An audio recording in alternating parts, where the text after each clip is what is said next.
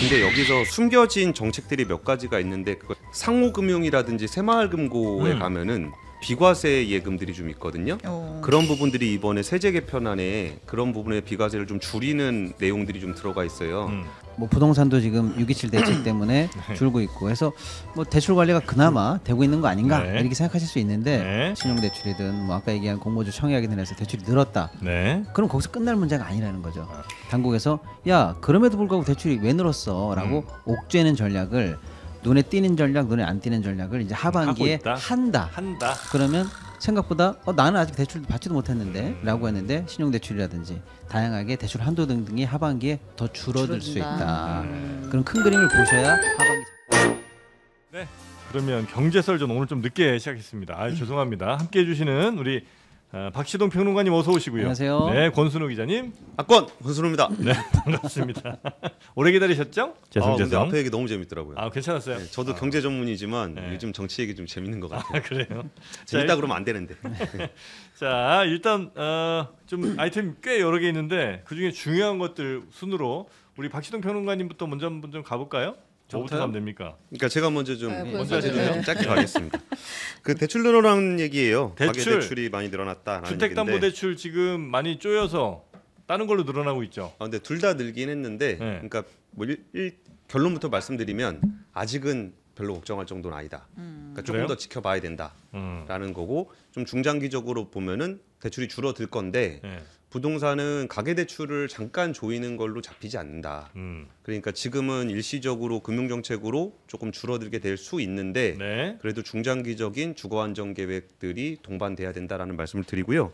숫자를 좀 말씀드리면은 가계대출이 한 주 만에 8월 들어서 한 주 만에 2조 원 가까이 올랐습니다.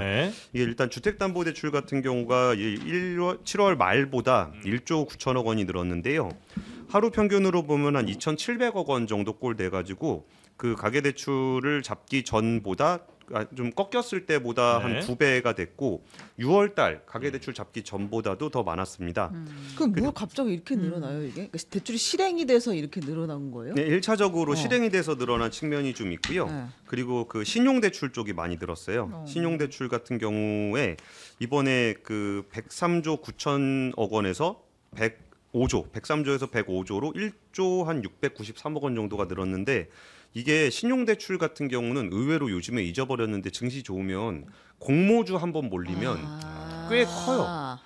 이게 구조가 좀 있습니다. 공모주는 여러 개를 신청을 해야 조금 받을 수 있어요. 그렇죠. 뭐 1억 넣으면 1억 정도 넣어야 한 3주 받고. 뭐 예전에 그 LG 엔솔이 그랬죠. 네, 그렇게 되는. 되는. 아직도 안 팔았다? LG 엔솔 있어요? 네. 축하드리. 아니 축하는 아니지. 지금 뭐 그냥 고만고만하죠. 고만고만하죠. 두 개 있으면 두 개.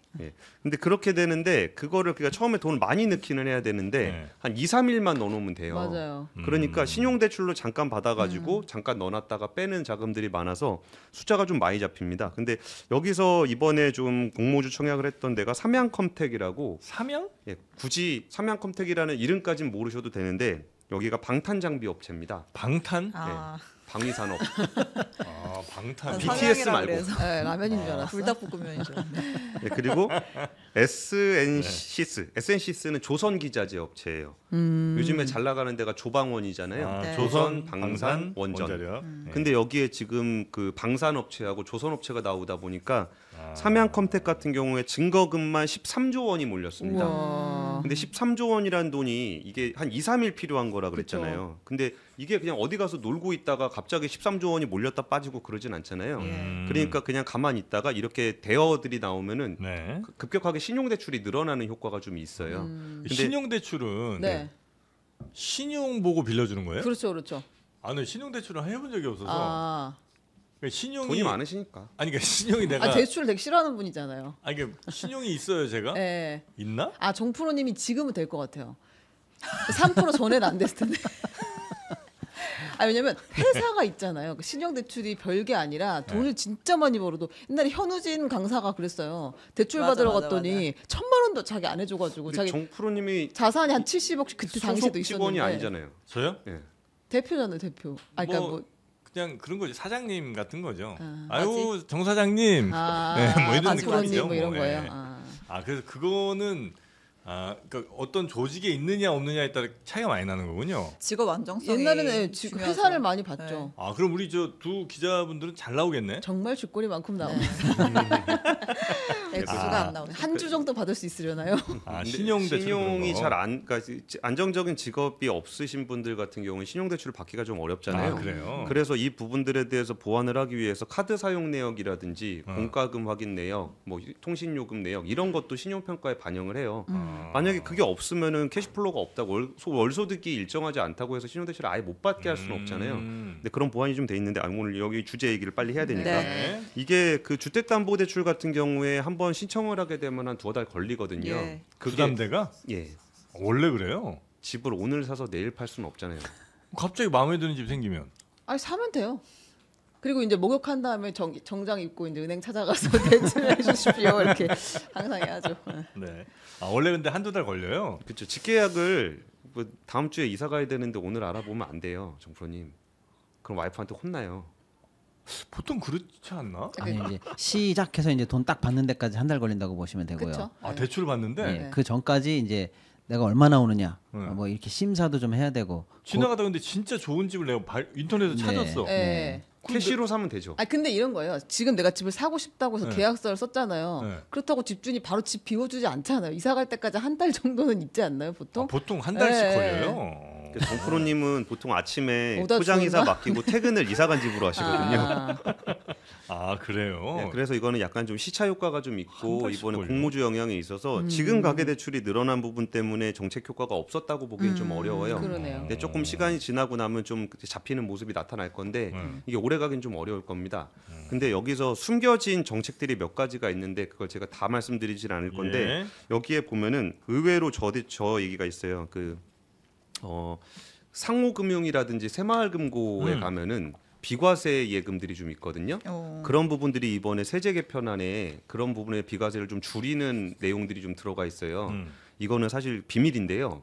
그거 왜 줄여놨냐면은 이쪽에서의 수신 예금이 줄어들게 되면은 나갈 수 있는 대출 규모가 좀 줄어들게 됩니다. 네. 그러면서 중장기적으로 부동산 중심의 그리고 여수신 금융기관 중심으로 돼 있는 자본 구조를 자본시장으로 바꾸려는 정책들의 일환이 조금씩 숨겨져 있어요. 그러니까 그 부분들도 나중에 이제 국가 몇 년 지나서 보시면은 가계 총 수신 여신 규모를 볼 때 좀 티가 날 겁니다. 그러니까 신협 같은 데나 뭐 수협 이런 데 많이 들어가 있는 돈들을 조금 무브를 시켜갖고 금융 쪽으로 좀 바꾸겠다. 그렇죠. 거기다가 비과세를 줘버리니까 좀 돈이 많은 사람들이 돈을 거기에 많이 잠겨 있으니까. 쪼개서 많이 수신을 네. 넣어놔요. 그러면은 예금이 많이 쌓이게 되면 그 돈을 가지고 또 대출을 할 수 있는 여력이 생기고 여신 수신하면 조금 어려울 근데 수는 있을 것 비과세라는 같아요. 게 어쨌든 내가 이자세를 안 낸다는 얘기잖아요. 쉽게 말하면 15.4%를 안 뗀다는 거잖아요. 그렇죠. 근데 예. 그게 1인 1계좌인데 그게 뭐 없앤다고 하는 게 가능한 거예요? 그게 없앤다는 게 가능한 게 뭐죠? 그 아니, 비과세 혜택을 안 준다는 거잖아요. 게 네. 혜택을 안 준다는 게 어떤 의미인지를 아, 이해를 못했어요. 은행에다 예금을 하면은 이자에 대한 소득 세금을 다 내야 내잖아요. 되는데 예. 거기는 비과세가 되는 한도가 좀 있어요. 그러니까 그게 한 계좌밖에 안 되는 거 아니냐는 거. 어차피 그래도 항상. 5천만 원씩 하는 돈이 네. 여러 사람이 모이면 굉장히 커요. 아. 그러다 보니까 예전에 생각해 보시면 새마을금고 이사장이 돈 여기저기다 투자하고 중간에 리베이트 받고 그래서 잡혀갔던 일이나 네. PF 했을 때 새마을금고 그런 문제가 생기잖아요. 예. 그게 이제 수신에 대한 이야기인데 그런 부분들도 이렇게 하나하나 빌드업을 하면서 잡아가는 거지 가계부채를 오늘 잡아서 내일 풀리고 뭐 그런 문제는 아니지만 네. 중장기적으로는 그런 정책들도 추진되고 있다는 얘기까지 전해드릴게요. 예. 수신 여신 신혜원 아닙니다, 여러분. 뭐 하자는 플레이입니까? 여신으로 지금 보고 계세요?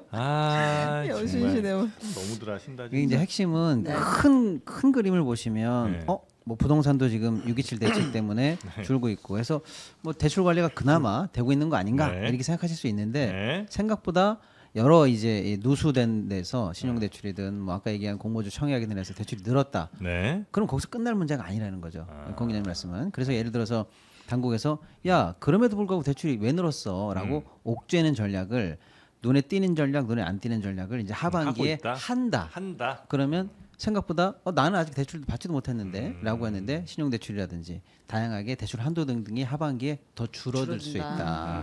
그런 큰 그림을 보셔야 하반기 자금 설계하는데 여기 티 안 나게 우리 삶을 예. 상당히 많이 좌우하거든요. 그럼요. 네. 그런 게 하나 있다는 거 전해주셨고 그 다음에